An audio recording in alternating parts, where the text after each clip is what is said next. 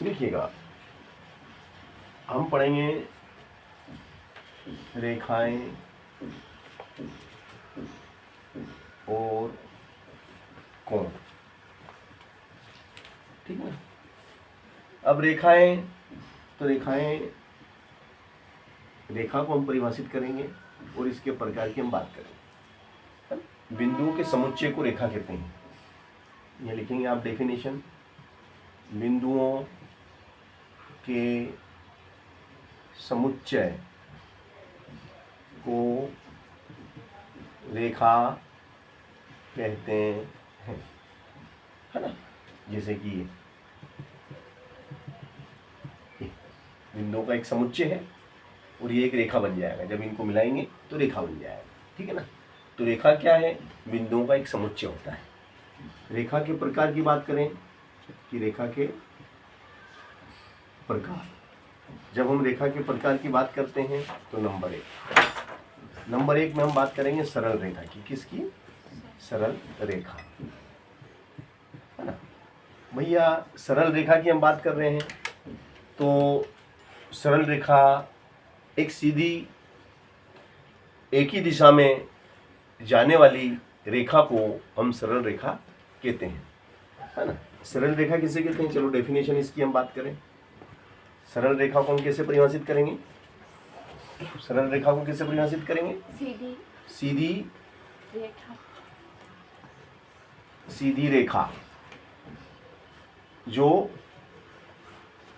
एक ही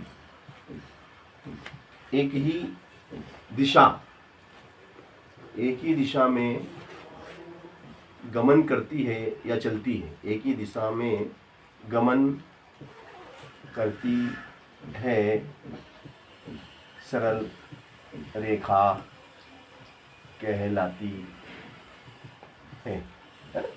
जैसे सीधी सड़क पे चलती कार की जो गति होती है वो एक सरल रेखा का उदाहरण है, या बंदूक से निकली गोली की गति भी एक सरल रेखा का उदाहरण है, क्योंकि बंदूक से निकली गोली भी सीधी सरल रेखा में जाती है, ठीक है ना। नंबर 2 पे हम बात करेंगे वक्र रेखा जिसे कर्व लाइन कहते हैं, इसे अंग्रेजी में स्ट्रेट लाइन कहते हैं। Straight line, this is curve line. टेढ़ी मेढ़ी रेखा, टेढ़ी मेढ़ी रेखा को, टेढ़ी मेढ़ी रेखा को वक्र रेखा कहते हैं। क्या कहते हैं? वक्र रेखा कहते हैं। जैसे सांप की जो गति होती है ना, वो वक्र रेखा का उदाहरण है। सांप की जो गति होती है वो वक्र रेखा का उदाहरण है, ठीक है ना। तो टेढ़ी मेढ़ी रेखा को वक्र रेखा कहते हैं। देखो कैमरे में दिखाई दे रहा है कि नहीं दिखाई दे रहा है? ये दिख रहा है ना? चलो, तो वक्र रेखा हो गया। टेढ़ी मेढ़ी रेखा को वक्र रेखा कहते हैं। जैसे सांप की गति होती है वो इसका उदाहरण हो जाएगा, सांप की गति, है ना। चलो नंबर 3 पे आते हैं। हम रेखा की बात कर रहे हो ना, तो अब हम बात करेंगे समांतर रेखा। समांतर रेखा, है ना। दो रेखाएं जिनके बीच की दूरी निश्चित होती है और अनंत तक जाती हैं, मगर एक दूसरे को प्रतिच्छेद नहीं करती हैं। वे रेखाएं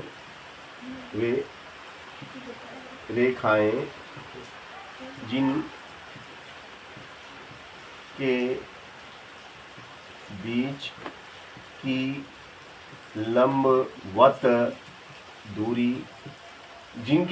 लंबवत दूरी निश्चित होती है,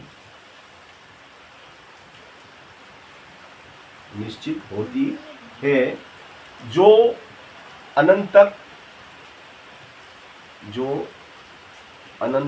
तक एक दूसरे को प्रतिच्छेद नहीं करती हैं। समांतर रेखाएं यह लाती हैं। जैसे कि रेल की पटरी देखी ना तुमने, रेल की पटरी समांतर होती है, जैसे कि ये देखो आप, एक ही है और एक ही है ना। ये रेखा ए बी है और ये रेखा बी सी है, और भैया इनके बीच की दूरी यहाँ पे जितनी है उतनी दूरी यहाँ पे है ना। बीच की, इन दोनों के बीच की लंबवत दूरी, ये लंबवत दूरी फिक्स होती है, निश्चित होती है। दो रेखाओं के बीच की लंबवत दूरी समान होती है और निश्चित होती है, और ये अनंत तक जाती हैं और एक दूसरे को कभी प्रतिच्छेद नहीं करती हैं। जैसे कि रेल की पटरी, दो पटरियाँ होती है ना रेल की, उनके बीच में निश्चित दूरी होती है, वो कभी भी पास पास नहीं आती है ना। जितनी है उनके बीच वो फिक्स दूरी रहती है ना। चलो, तो समांतर रेखाएं भी हो गई आपको। अब इसके बाद में हम आते हैं, समांतर रेखाओं के बाद हम लेते हैं चौथे नंबर पे समांतर रेखा हो गई, सरल रेखा एंड वक्र रेखा। इसके बाद आते हैं हम प्रतिच्छेदी रेखा पे। किस पे? प्रतिच्छेदी, प्रतिच्छेदी रेखा। प्रतिच्छेदी रेखा, प्रतिच्छेदी रेखाएं जो एक दूसरे को किसी बिंदु पर प्रतिच्छेद करती हैं, वे रेखाएं जिनका एक उभयनिष्ठ बिंदु होता है, एक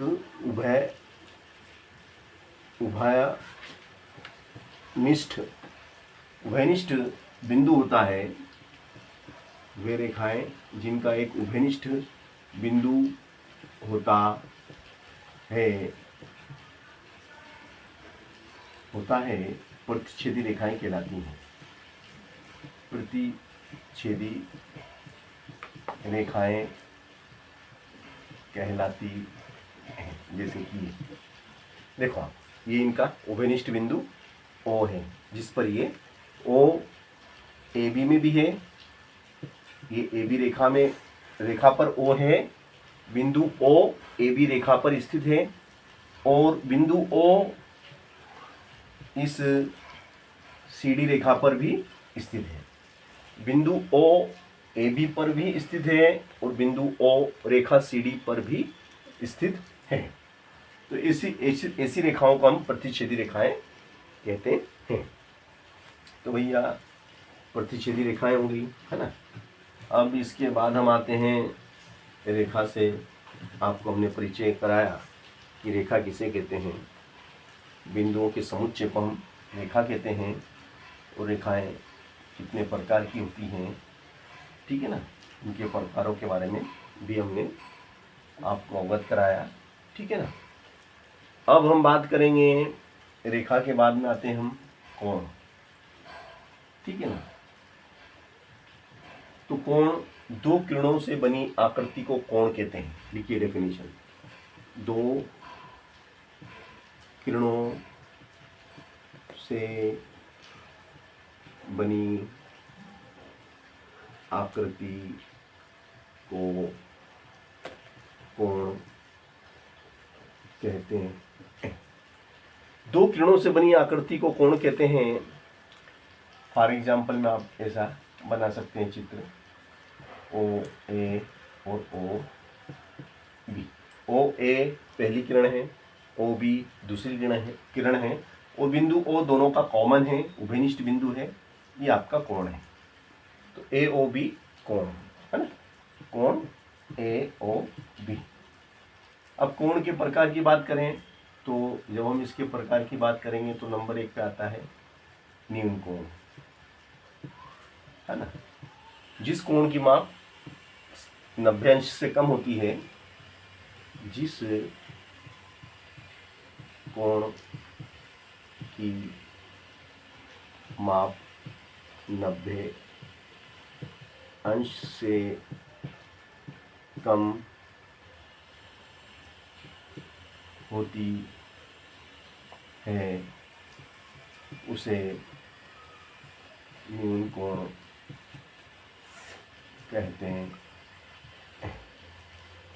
90 से कम वाला जितने भी कोण होते हैं, है ना, वो 90, 88, 87, 80, 65, 30, 5, 10, 15 ये सब न्यून कोण होते हैं, है ना। ठीक है ना। चलो अगला है आपका न्यून कोण के बाद आते हैं हम समकोण। जिस कोण की माप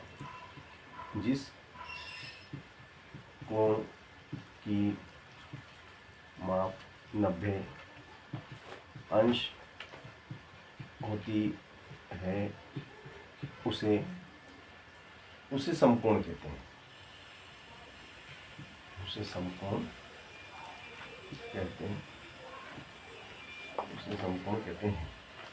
नंबर तीसरा अधिक कोण।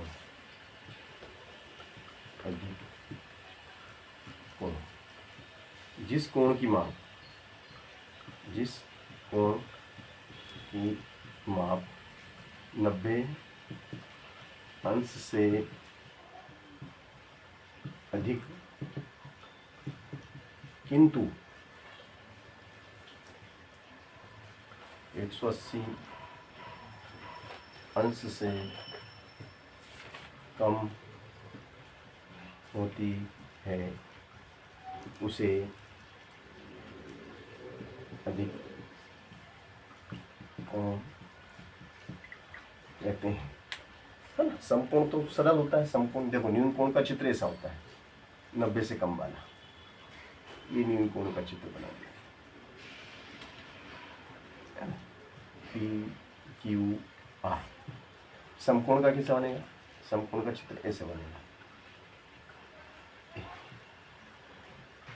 है ना, ए बी सी। और अधिक कोण का आप ऐसे बना लो, ए बी सी। 90 से ज़्यादा का ये अधिक कोण है, ठीक है ना। अधिक कोण के बाद हम आते हैं सरल कोण पे, है ना। तो सरल कोण जिस कोण की माप 180 अंश या 2 समकोण होती है उसे सरल कोण कहते हैं। ये आपका सरल कोण पी क्यू आर 180 डिग्री, ठीक है। सरल कोण के बाद आते हैं हम पूर्ण कोण, कंप्लीट एंगल। मगर उससे पहले एक और एंगल आता है, उसका क्या नाम है? प्रतिवर्ती कोण। प्रतिवर्ती कोण जिस कोण की माप 180 अंश से अधिक किंतु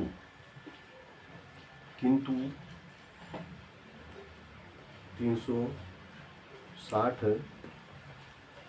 अंश से कम होती है उसे प्रतिवर्ती कोण कहते हैं। प्रतिवर्ती कोण ऐसा होता है, है ना।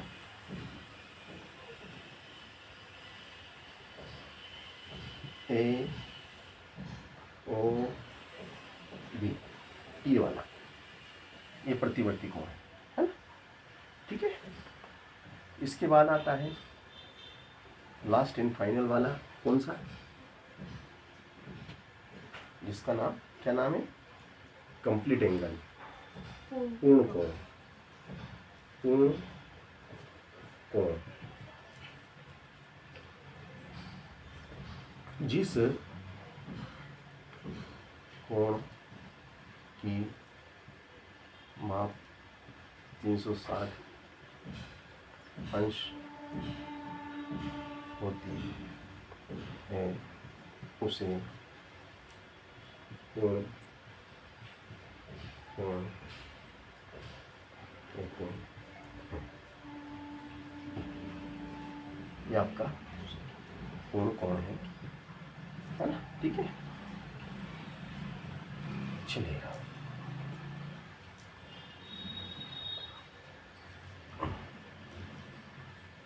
ये आपका पूर्ण कोण है, ठीक है ना। चलिए, इसके बाद में कुछ और कोण हैं जिसमें उनसे भी हम आपको अवगत कराएंगे, है ना।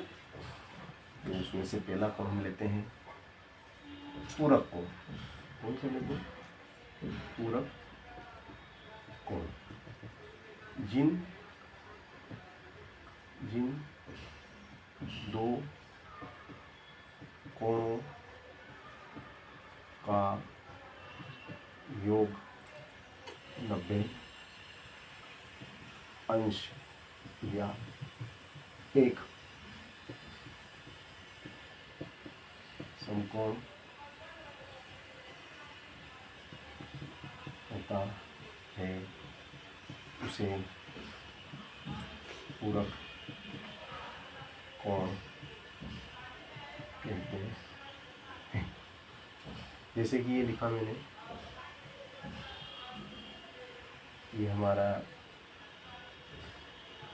40 डिग्री का कोण है PQR, और एक कोण मैंने ये ले लिया, ये हमारा ABC, ये 50 डिग्री। अब इन दोनों को जोड़ते हैं तो कितना आ जाता है? 90 डिग्री का कोण आ जाता है। 40, 50, 90, ठीक है। ये हो गया आपका ये पूरक कोण। जिन दो कोणों का योग 90 अंश होता है वे परस्पर एक दूसरे के पूरक कहलाते हैं, ठीक है ना।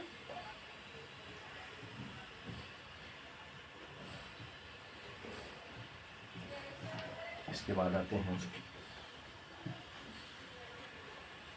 संपूरक।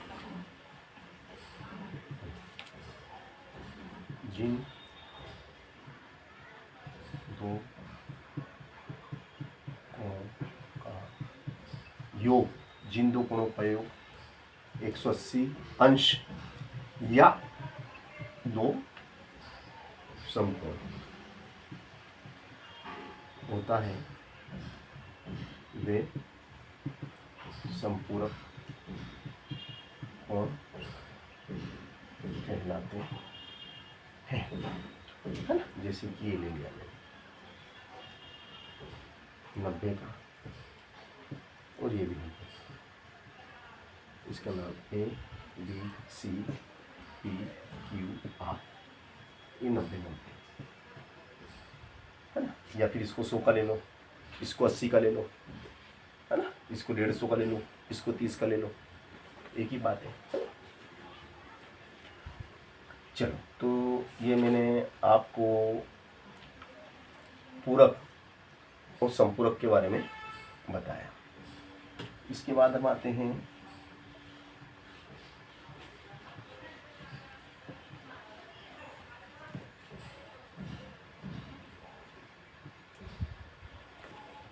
शीर्ष विमुख। शीर्ष विमुख कोण, या एक और नाम है इसका सम्मुख कोण, है ना। तो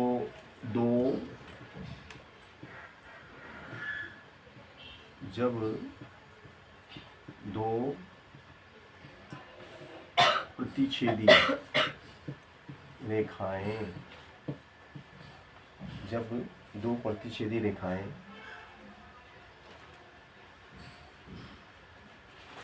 प्रतिच्छेदी मतलब जब दो रेखाएं, जब दो रेखाएं किसी बिंदु पर प्रतिच्छेद करती है तो बने कोण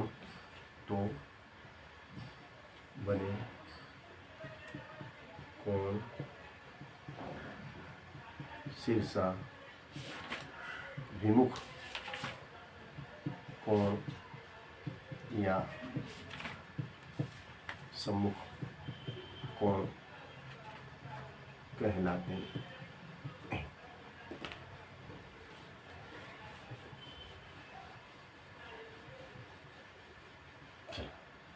जैसे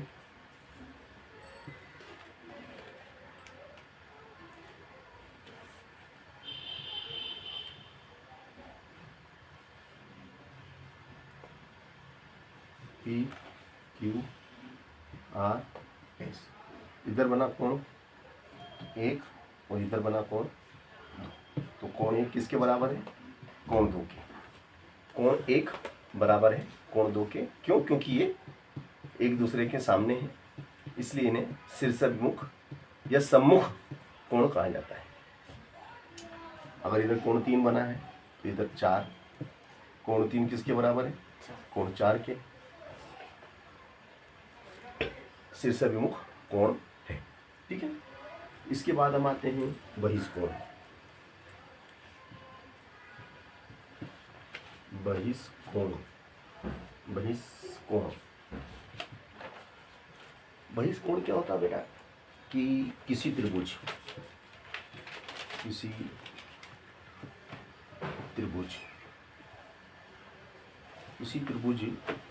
की एक भुजा, किसी त्रिभुज की एक भुजा को बढ़ाया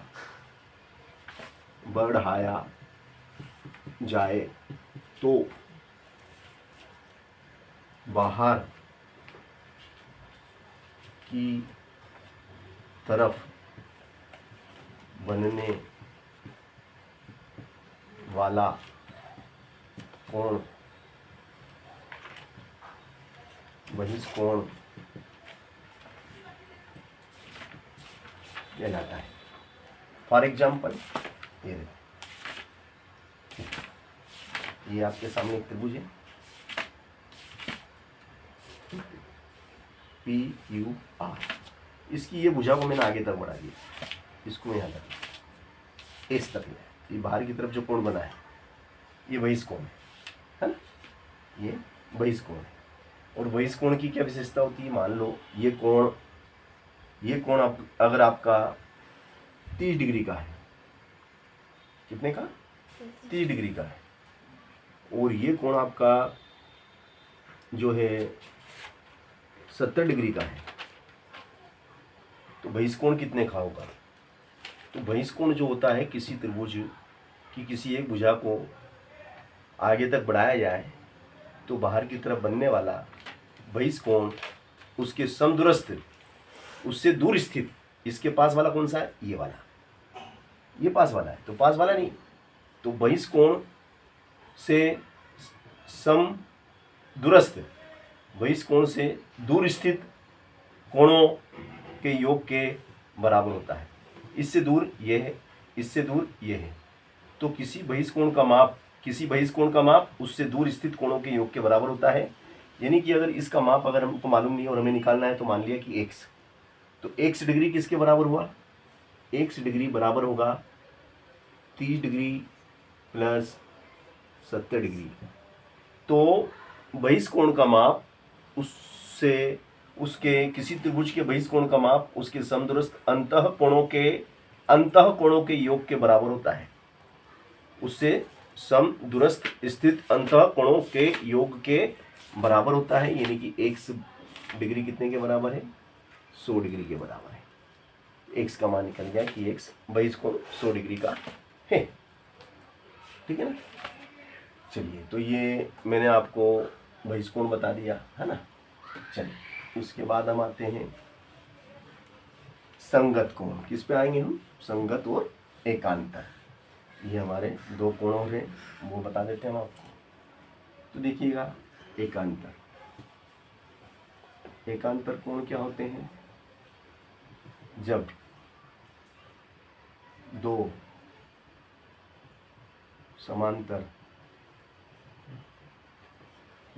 समांतर रेखाओं को एक तिर्यक छेदी रेखा प्रतिच्छेद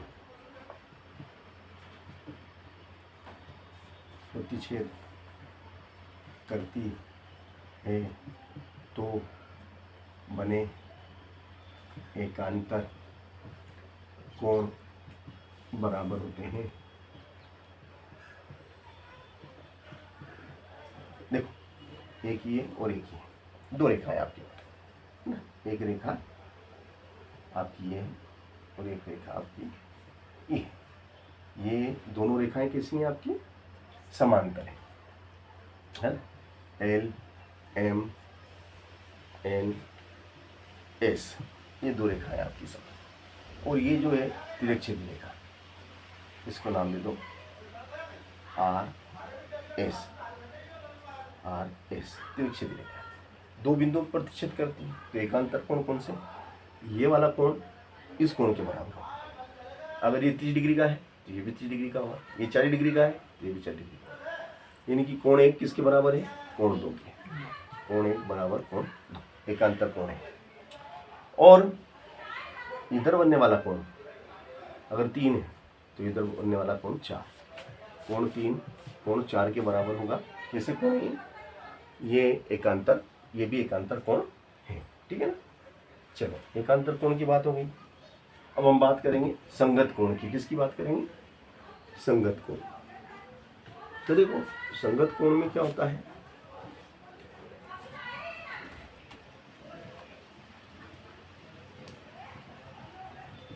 जब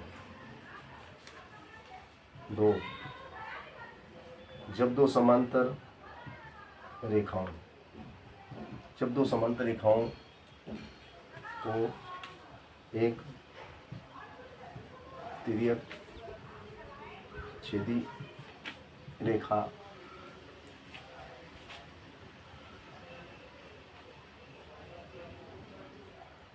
प्रतिच्छेद करे तो बने संगत कोण बराबर होते हैं। तो संगत कोण कैसे होते हैं? बराबर होते हैं। देखो, एक ये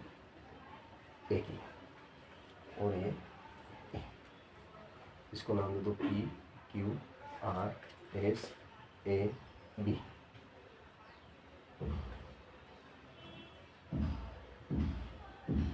ठीक है, संगत कोण कौन से हुए? ये देखो, संगत कोण की बात कर रहे हैं हम, तो ये वाला कोण किसके बराबर होगा? इस कोण के बराबर होगा। ये संगत कोण है। अगर ये 1 है तो ये 2 है, तो कोण 1 बराबर कोण 2 संगत कोण है। ठीक है ना? इन कोण को, ये वाला कोण अगर 2 है तो ये वाला कोण 3, कोण 2 बराबर कोण 3 संगत कोण है। ये हो गया हमारा संगत कोण। समझ गया ना? तो हमने आपको लॉक कर देना, संगत कोण